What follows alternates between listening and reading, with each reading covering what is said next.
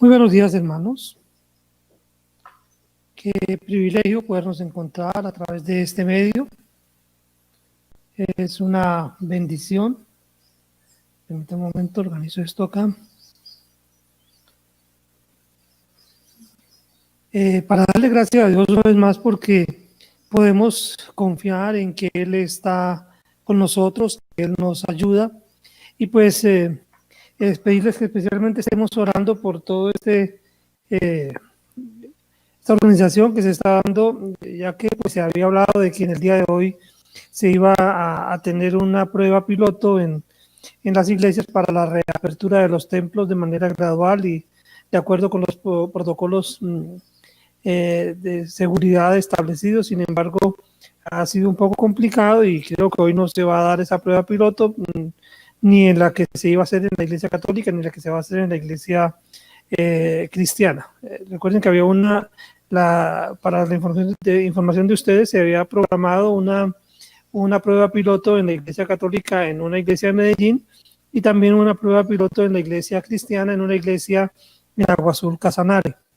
Sin embargo, no se pudo llegar a un acuerdo en cuanto a los protocolos de bioseguridad, teniendo en cuenta el tema de la familia, más que todo el aislamiento. Entonces hay unos puntos ahí que se están considerando, como esas están dialogamos exponer a la comunidad, y la idea es que se haga todo dentro de las más estrictas normas de seguridad. Por eso entonces seguir orando por esto, que el Señor siga dando sabiduría, también a las mesas de trabajo, todo lo que se está haciendo con el Ministerio del Interior para llegar a los acuerdos correspondientes y que en un tiempo corto podamos nuevamente volvernos a reunir y podamos hacer nuestra reunión en la que nos abrazamos, nos saludamos. Bueno, Dios es el que tiene control de todas las cosas. Y de hecho, si Dios está permitiendo una circunstancia como esta, sabemos que todo tiene un propósito de parte de Dios. Y es el tema que nos ofrece esta mañana. Vamos a estar hablando que los cambios del cristiano lo llevan a ser perseguidos. Es el tema que vamos a estar trabajando esta mañana, porque resulta que por el hecho de ser cristianos, por el hecho de haber aceptado a Cristo como nuestro Señor y Salvador, nuestras vidas son transformadas, nuestras vidas son cambiadas de tal manera que somos diferentes, y eso ocasiona que seamos perseguidos. Entonces vamos a estar estudiando este tema en esta mañana, y quiero invitarlos a que tengan pendiente ahí en sus Biblias, en la primera carta del apóstol Pedro, en el capítulo 4, vamos a considerar esta mañana versículos 1 al 19. Estuve leyendo esta semana de Ian Mortimer. Él es un historiador británico que en un artículo para la BBC trata de en qué siglo se han experimentado los mayores cambios para la humanidad. Y está realmente difícil hacerlo, ya que la humanidad ha visto esos cambios ocurrir en oportunidades. Por esto, para acecha la tierra. Las clases trabajadoras cuestionaron su relación con la élite política y con Dios mismo, después de que la peste negra aniquilara a la mitad de la población. Es difícil transmitir el evento cataclísmico que fue la peste negra. El análisis moderno muestra que a lo largo de los años 1346 a 1351, la peste mató a más del 40% de la población. Para poner las cosas en perspectiva, la tasa de mortalidad inglesa en 1348 al 49 fue aproximadamente 200 veces la de la Primera Guerra Mundial. El impacto en la sociedad fue profundo. La gente comenzó a dudar de que las enfermedades fueran enviadas por Dios para castigarlos por sus pecados, ya que ¿cómo podrían los recién nacidos merecer tal castigo? ¿Dios realmente quería lo mejor para ellos? Un nuevo y más profundo sentido de la pecaminosidad entró en la conciencia pública. Los escultores crearon memento mori, esqueletos para recordar a la gente su inminente muerte, y los teólogos comenzaron a cuestionar la pureza del pontífice de Roma. La peste negra mató a cerca de la mitad de los europeos y tuvo efectos profundos. Del lado positivo, el valor del trabajo del hombre común aumentó y los salarios mejoraron. las explotaran y la gente comenzó a viajar más. Las clases trabajadoras adquirieron un nuevo sentido de autoestima. Fue particularmente después de la peste negra que los trabajadores en toda Europa comenzaron a rebelarse contra sus amos políticos, en levantamientos como el Jacquerie en Francia en 1358 y la rebelión de los campesinos en Inglaterra, en los grandes cambios que experimentaremos después que el confinamiento por pandemia termine. Pero más que eso me hace pensar en los grandes cambios que implica la decisión del hombre de aceptar a Cristo como Salvador. Por eso, en esta oportunidad, vamos a estar estudiando el impacto que tiene para un ser humano el creer en Cristo como su Señor y Salvador, y lo haremos tomando como base la lectura del capítulo 4 de la primera carta del apóstol Pedro. El apóstol dice, puesto que Cristo ha padecido por nosotros en la carne, vosotros también armaos del mismo pensamiento. Pues quien ha padecido en la carne terminó con el pecado para no vivir el tiempo que resta en la carne conforme a las concupiscencias de los hombres, sino conforme a la voluntad de Dios. Basta ya el tiempo pasado para haber hecho lo que agrada a los gentiles, andando en lascivias, concupiscencias, embriagueces, orgías, disipación y abominables idolatrías. A estos les parece cosa extraña que vosotros borráis con ellos en el mismo desenfreno de disolución y os ultrajan. Pero ellos darán cuenta al que está preparado para juzgar a los vivos y a los muertos. Porque por eso también ha sido predicado el evangelio a los muertos, para que sean juzgados en carne según los hombres, pero vivan en espíritu según Dios. Mas el fin de todas las cosas se acerca. Sed pues sobrios y velad en oración. Y ante todo, tened entre vosotros ferviente amor, porque el amor cubrirá multitud de pecados. Hospedados los unos a los otros, sin murmuraciones. Cada uno, según el don que ha recibido, ministre a los otros como buenos administradores de la multiforme gracia de Dios. Si alguno habla, hable conforme a las palabras de Dios. Si alguno ministra, ministre conforme al poder que Dios da, para que en todo sea Dios glorificado por Jesucristo, a quien pertenece la gloria y el imperio por los siglos de los siglos. Amén. Amados, no os sorprendáis del fuego de prueba que os ha sobrevenido, como si alguna cosa extraña os aconteciese, sino gozaos por cuanto sois participantes de los padecimientos de Cristo, para que también en la revelación de su gloria os gocéis con gran alegría. Si sois vituperados por el nombre de Cristo, sois bienaventurados, porque el glorioso Espíritu de Dios reposa sobre vosotros. Ciertamente de parte de ellos, Él es blasfemado, pero por vosotros es glorificado. Así que ninguno de vosotros padezca como homicida, o ladrón, o malhechor, o por entremeterse en lo ajeno. Pero si alguno padece como cristiano, no se avergüence, sino glorifique a Dios por ello. Porque es tiempo de que el juicio comience por la casa de Dios. Y si primero comienza por nosotros, ¿cuál será el fin de aquellos que no obedecen al evangelio de Dios? Y si el justo con dificultad se salva, ¿en dónde aparecerá el impío y el pecador? De modo que los que padecen según la voluntad de Dios encomienden sus almas al fiel Creador y hagan el bien. Lo primero que estudiaremos esta mañana entonces es que el cristiano necesita un nuevo pensamiento. De acuerdo a lo que hemos venido estudiando estos últimos domingos, nos damos cuenta de que los requerimientos para la vida cristiana son mayores que los que antes teníamos, y especialmente el trabajo en la vida cristiana tiene que darse en el pensamiento. No es posible vivir la vida cristiana sin experimentar profundos cambios en la manera de pensar. Los viejos paradigmas deben dar paso al nuevo modelo según Cristo. Pero esos profundos cambios van a traer a la vida del cristiano sufrimiento. El cristiano está inmerso en un ambiente de hostilidad hacia Dios. Y por ser su hijo, esa hostilidad se va a enfocar hacia él en la medida en que más se le parezca. Por esta razón, se hace necesario que adapte su manera de pensar a esa nueva condición que experimenta para que desarrolle un nuevo pensamiento. Un nuevo pensamiento en el que tenga en cuenta los pensamientos del Cristo. El cristiano necesita de manera urgente poner su mirada en Cristo. Él y nadie más debe ser el modelo para que el cristiano pueda conformarse a lo que Dios quiere de él. Lo primero que hemos de tener en cuenta es la razón de su padecimiento. El apóstol Pedro nos muestra que la razón del padecimiento de Cristo fuimos nosotros.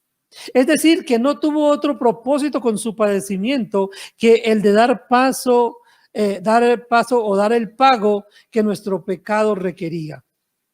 Él padeció con el propósito de llevarnos a Dios, ya que al sufrir el castigo que nosotros merecíamos, hizo posible que nosotros pudiéramos acercarnos a Él.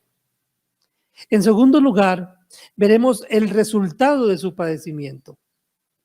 Dice el apóstol Pedro que cuando Cristo padeció en la carne, terminó con el pecado.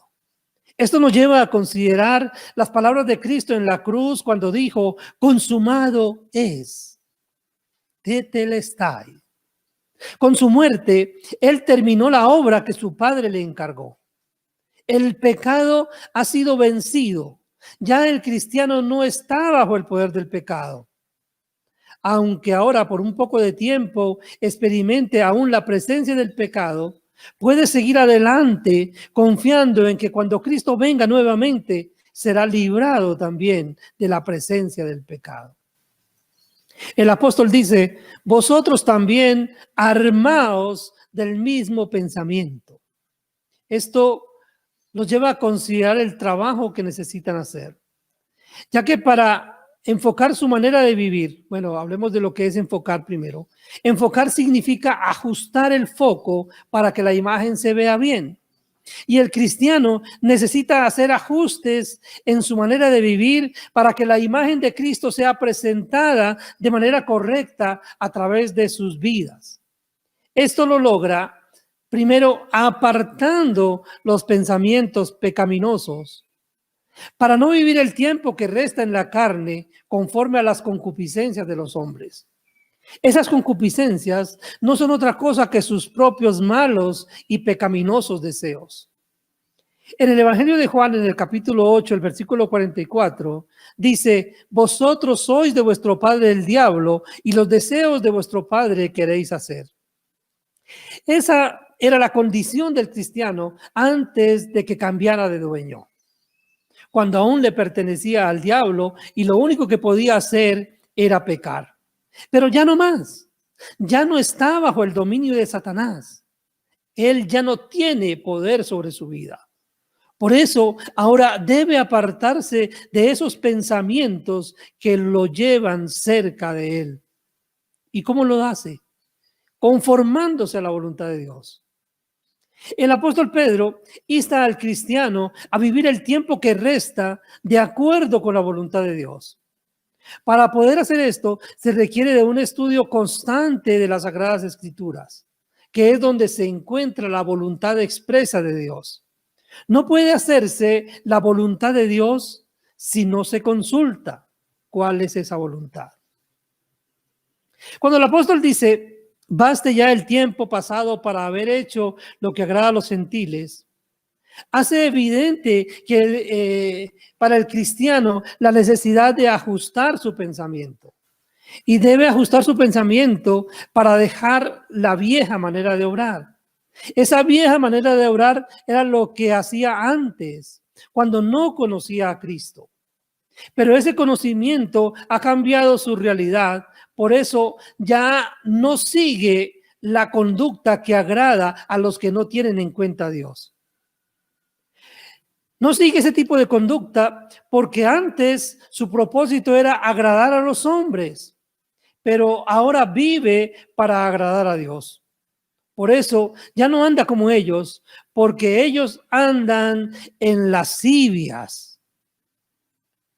A los que no tienen en cuenta a Dios les agrada el libertinaje en lo moral, que es lo que significa lascivia, especialmente en lo que tiene que ver con lo sexual.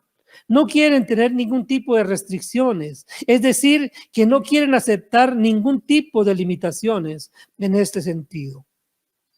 También andan en concupiscencias. A ellos les agrada satisfacer los deseos de la carne. Por eso encontramos frases como al cuerpo hay que darle lo que pida. Concupiscencia encierra un deseo ardiente por algo. Ellos buscan hacer lo que el cuerpo les pida sin tener en cuenta si esto es bueno o malo moralmente hablando. Esto se convierte en excusa para todo tipo de pecados. También andan en embriagueces. La embriaguez es agradable para los que no tienen en cuenta a Dios, ya que los aleja aparentemente de la responsabilidad. Mientras están ebrios, se olvidan de todas las responsabilidades. El problema para ellos es cuando se les pasa la borrachera. También andan en orgías, y estas son fiestas en las que se come y se bebe con exageración y se cometen otros excesos, generalmente sexuales. Las personas que no tienen en cuenta a Dios hacen este tipo de fiestas porque desean solamente satisfacer sus propios apetitos. Y también viven en disipación. Esto tiene que ver con la relajación moral. Las personas que no tienen en cuenta a Dios se relajan moralmente, permitiéndose cosas que no son agradables para Él. Y finalmente también andan en idolatrías. Cuando hablamos de idolatría, debemos tener en cuenta que el hombre fue creado para adorar y va a estar adorando. El problema es que cuando el hombre no adora a Dios, va a estar adorando a todo aquello que tenga la prioridad en su vida, convirtiéndose en esclavo de su ídolo. Para dejar a un lado esa vieja manera de orar, se hace necesario que el cristiano reconozca primero la conducta que trae enemistad con los que no tienen en cuenta a Dios.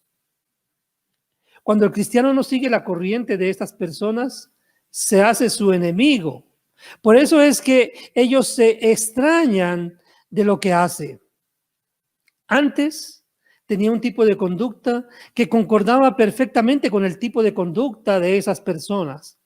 Pero una vez que aceptó a Cristo como su Señor y Salvador, su vida se enfocó en agradar a su Señor, ocasionando con esto una conducta hostil de parte de ellos. Una conducta que los lleva a ultrajarlo. Al no entender la nueva realidad que vive el cristiano, las personas que no tienen en cuenta a Dios hablan impíamente de Él o hablan sin consideración de Él o le critican o murmuran de Él. Pero debemos decir que ellos tendrán que dar cuenta de sus actos. Ellos piensan que por no tener en cuenta a Dios van a escapar de su juicio. No saben que aunque lo rechacen, viene el día en que deberán doblar sus rodillas delante de Él y darle cuenta de sus obras. Lo segundo que tendremos en cuenta en esta oportunidad es que el nuevo pensamiento del cristiano cambia su manera de pensar, de actuar. Es decir, lo primero que cambia en el cristiano es su manera de pensar. Y esa nueva manera de pensar lleva al cristiano a tener una nueva manera de actuar. Y en esa nueva manera de actuar, ahora tiene en cuenta que el fin se acerca. El apóstol Pedro dice, el fin de todas las cosas se acerca. Y es algo que el cristiano debe tener en cuenta, para no enfocarse en la satisfacción del tiempo presente, sino en cambio ocuparse de la realidad futura que le espera en la presencia de Dios. Nuestra mirada debe estar puesta en la eternidad con Dios, no en las circunstancias presentes que son transitorias. Ahora su conducta tiene nuevos lineamientos. El cristiano tiene en cuenta que su condición de peregrino en este mundo requiere de algunas cosas que deben marcar su conducta. Y es que ahora debe ser sobrio. Ser sobrio tiene que ver con ser moderado, prudente, estar siempre en sus cabales, para que pueda conservar el tipo de conducta que agrada a Dios. También el cristiano debe velar en oración. La comunión permanente con Dios es un recurso del cual el cristiano se debe valer para poder enfrentar las dificultades que se le presentarán por razón de su nueva condición. Para que el cristiano pueda estar de pie delante de los hombres, se requiere que esté de rodillas delante de Dios. La dependencia absoluta de Dios lleva al cristiano a dejar de lado la autosuficiencia. Además de esto, debe tener amor por sus hermanos. El amor se convierte para los cristianos en el vínculo perfecto, ya que los lleva a pensar en el beneficio de su hermano, recordando que amar al hermano no es sentir cosas por el hermano, sino es hacer cosas por el hermano. Cuando el amor fraternal está a la orden del día, dice el apóstol que cubrirá multitud de pecados. Es decir, que cada vez habrá más cosas que nos unen y menos cosas que nos separan. Además, el apóstol dice que el cristiano debe hospedar sin murmuración. Cuando el cristiano entiende su nueva condición, está dispuesto a abrir las puertas de su hogar con alegría al que necesita un plato de comida o un lugar para dormir. Esto es un poco complicado en nuestra realidad actual, ya que por haberse multiplicado la maldad, el amor de muchos se enfriará. Asimismo, el cristiano debe servir de acuerdo con el don que ha recibido. Una cosa en la que debemos hacer énfasis en los lineamientos de la nueva vida es que cada uno de los cristianos debe servir, y para hacerlo se hace necesario que lo haga de acuerdo con el don que ha recibido del Señor. Es decir, es Dios quien determina la función que cada cristiano debe cumplir en su iglesia, para lo cual a cada uno le ha dado un diseño especial. Sí, mi querido hermano, cada uno de nosotros tiene un diseño especial para servir al Señor. Lo que debemos hacer entonces es examinarnos a nosotros mismos y mirar para qué fuimos hechos y cumplir esa función que el Señor nos ha asignado. Además de las cosas anteriormente relacionadas, el cristiano ahora tiene una nueva manera de hacer las cosas. La influencia de Cristo en la vida de sus discípulos fue fundamental. Especialmente pudimos verla en el apóstol Pedro, ya que la noche que Jesús fue entregado, un poco antes, acercándose los que por allí estaban, dijeron a Pedro: verdaderamente también tú eres de ellos, porque aún tu manera de hablar te descubre. Eso lo encontramos en Mateo 26, versículo 73. En cuanto a esto, vemos que el cristiano habla conforme a la palabra de Dios. Esto es lo que Pedro indica. Si alguno habla, hable conforme a la palabra de Dios. Es decir, que en nuestra predicación y aún en nuestra comunicación cotidiana, la palabra de Dios debe ser un elemento fundamental. Debemos incorporar cada día palabra de Dios en nuestra comunicación, para que progresivamente nuestro pensamiento sea conformado al pensamiento de Él. Lo otro que el cristiano hace es que sirve de acuerdo al poder que da Dios. Es decir, que el servicio que el cristiano presta al cuerpo de Cristo no debe hacerse usando los recursos humanos, sino usando los recursos que Dios pone a nuestra disposición para realizar ese servicio. Entendiendo que cuando ese servicio especial sea realizado, la gloria debe ser total y exclusivamente para nuestro Dios. Por eso siempre en nuestras reuniones, en nuestros conversatorios, tenemos que decirlo, tenemos que expresarlo de esta manera. Si algo ha salido bien y si algo ha salido con verdad, es el producto de Dios en mi corazón. Es Dios obrando a través de mi persona. Los errores es lo único que yo he aportado.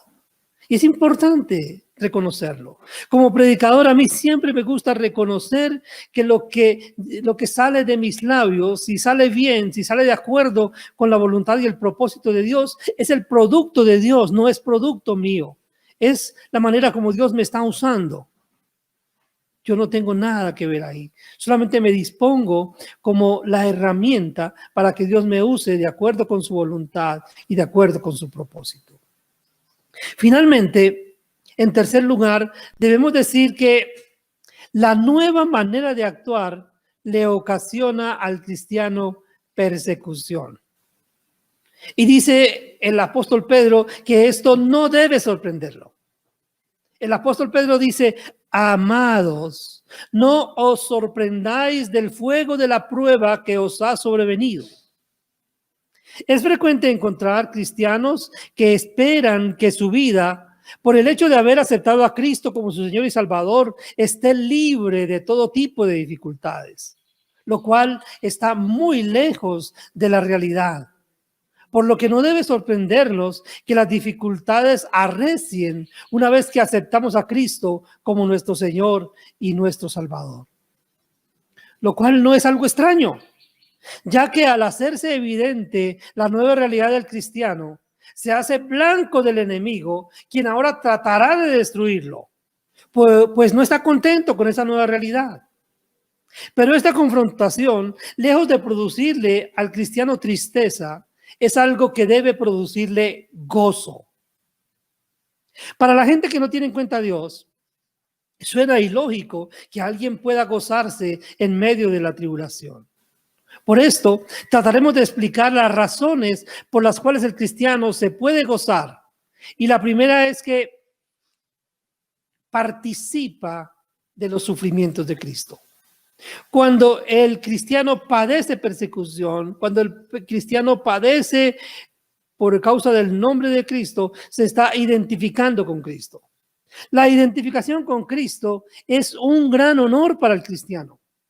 Por eso podemos gozarnos de la misma manera que lo hicieron los apóstoles cuando fueron puestos prisioneros, lo cual relata el libro de Hechos cuando dice: y ellos salieron de la presencia del concilio gozosos de haber sido tenidos por dignos de padecer afrenta por causa del nombre. Eso está en Hechos capítulo 5, versículo 41. Asimismo nosotros podemos gozarnos si somos tenidos por dignos de padecer por causa de nuestro Señor y Salvador Jesucristo. Esto también lleva al cristiano a gozarse de la revelación de su gloria. El cristiano puede gozarse en el padecimiento si tiene la mirada puesta en la manifestación de la gloria del Señor, ya que cuando Él vuelva, su iglesia tendrá la oportunidad de gozarse de ver esa gloria.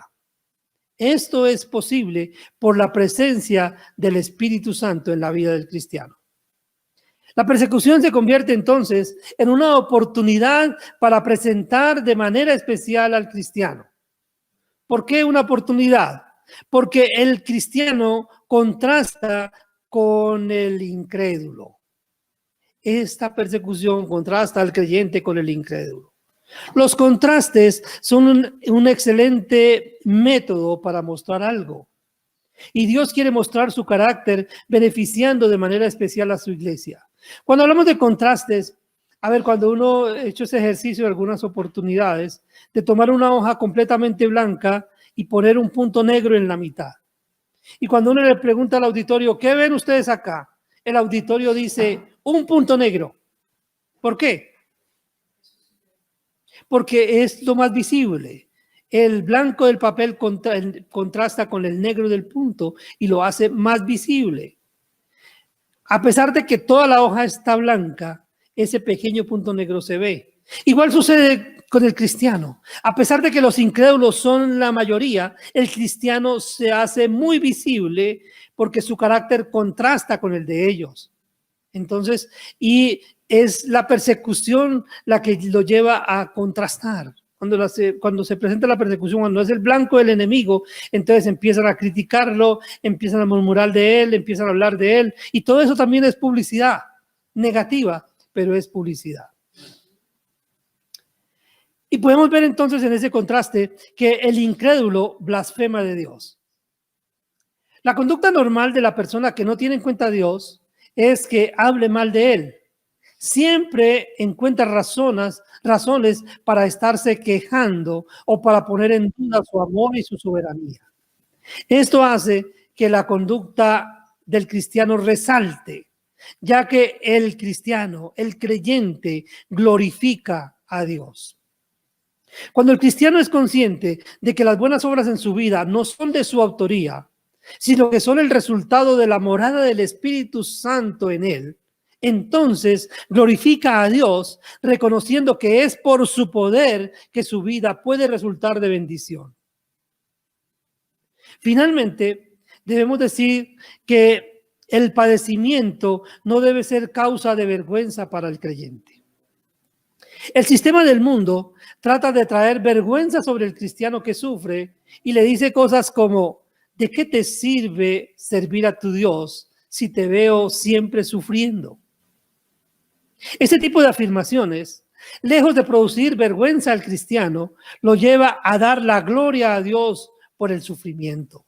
Es cuando podemos decir: es que el Señor no me ha llamado para formar parte de su iglesia y estar libre de todo tipo de problemas. No, el Señor me ha dicho en su palabra: en el mundo tendréis aflicción, pero confiad, yo he vencido al mundo.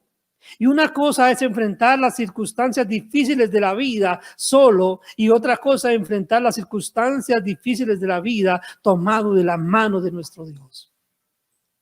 Pero es importante que el cristiano sufra por hacer lo bueno, porque el apóstol Pedro hace esa salvedad y dice que el padecimiento del cristiano es para la gloria de Dios si no padece por hacer lo malo. El apóstol Pedro dice también que ningún cristiano padezca como homicida o ladrón o malhechor o por entremeterse en lo ajeno. Esto nos indica que el padecimiento que da gloria a Dios es aquel padecimiento que sufre el cristiano por hacer lo bueno, no el que sufre por hacer lo malo. Ya que si realmente padece como cristiano, podrá dar la gloria a Dios.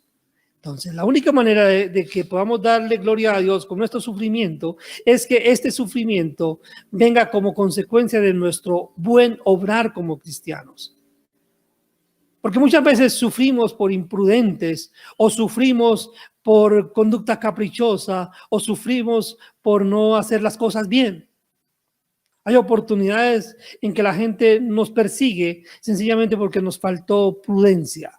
Pero si estamos sufriendo por hacer las cosas de la manera como a Dios le agradan, adelante, mis queridos hermanos, gocémonos, porque ese sufrimiento es el que da la gloria a Dios. El apóstol también dice que el juicio es inminente. El apóstol termina esta sección de su carta anunciando que el juicio vendrá, resaltando el hecho de que el justo se salva con dificultad. La salvación no es algo fácil, ya que hay muchos factores que dificultan esa salvación. Y si esto es así, entonces la esperanza para el impío es lejana. Es muy complicado para la persona que no tiene en cuenta a Dios acercarse a la salvación, ya que si es difícil para el justo, mucho más difícil resultará para el impío. Como conclusión en esta mañana, podemos afirmar que la vida del cristiano sufre una metamorfosis que toma como punto de partida su antigua vida. Luego, esa vida es transformada cuando el cristiano acepta a Cristo como su Señor y Salvador y adopta una nueva manera de pensar, que lo lleva a una nueva manera de actuar. Y es finalmente esa nueva manera de actuar la que lo expone a la persecución y al sufrimiento. Pues ahora ya no es amigo del mundo, y por estar cerca de Dios y teniéndole en cuenta en todo lo que hace, se ha constituido en enemigo del mundo. Mi hermano, mi amigo que me escuchas, quiero preguntarte en esta mañana, ¿eres amigo de Dios o eres amigo del mundo? ¿Por qué? Si eres amigo de Dios, terminas siendo enemigo del mundo. Y si eres amigo del mundo, vas a terminar siendo enemigo de Dios. Por eso te invito a tener en cuenta a Dios en tu vida y a saber que esto que se está presentando, que las circunstancias difíciles que vivimos, que experimentamos, no son nada, no importan si consideramos la gloria venidera que ha de manifestarse en nosotros cuando Cristo venga y estemos con Él por la eternidad. Vamos a orar, pidiendo a nuestro buen Dios que tome su bendita palabra y la aplique en nuestro corazón y nosotros podamos vivir de acuerdo con su voluntad y su propósito, y que si sufrimos podamos darle la gloria a Él por ese sufrimiento. Padre nuestro que estás en el cielo, queremos darte muchas gracias, Señor, porque en esta mañana tú has permitido a este grupo de tus hijos reunirse de manera virtual para escuchar tu bendita palabra. Gracias por lo que nos has enseñado, Señor. Gracias por habernos mostrado el sufrimiento. Gracias por habernos mostrado el cambio y lo que el cambio en la vida del cristiano implica. Gracias por enseñarnos o darnos los lineamientos, el derrotero, cómo debemos comportarnos. Gracias, Señor, porque tú te ocupas de nosotros y tú no solamente nos dices lo que debemos hacer, sino que también nos hablas de la manera como debemos hacerlo para que cada día podamos parecernos más a tu amado Hijo y podamos llamarnos con toda propiedad cristianos, porque estamos reflejando el carácter de tu amado Hijo en nuestras vidas, y la gente tiene la oportunidad de conocer a tu Hijo a través de lo que nosotros estamos haciendo. Gracias, Padre bendito, por este tiempo especial que nos has regalado en este día. En el nombre de tu Hijo oramos, con acción de gracias. Amén. Bien, mis queridos, me resta decirles que sigamos adelante, confiando en la palabra de nuestro Dios y esperando en lo que Él quiere hacer a través de nuestras vidas, disponiéndonos para ser sus herramientas en la extensión de su reino. Dios continúe guiando y bendiciendo tu vida. Amén.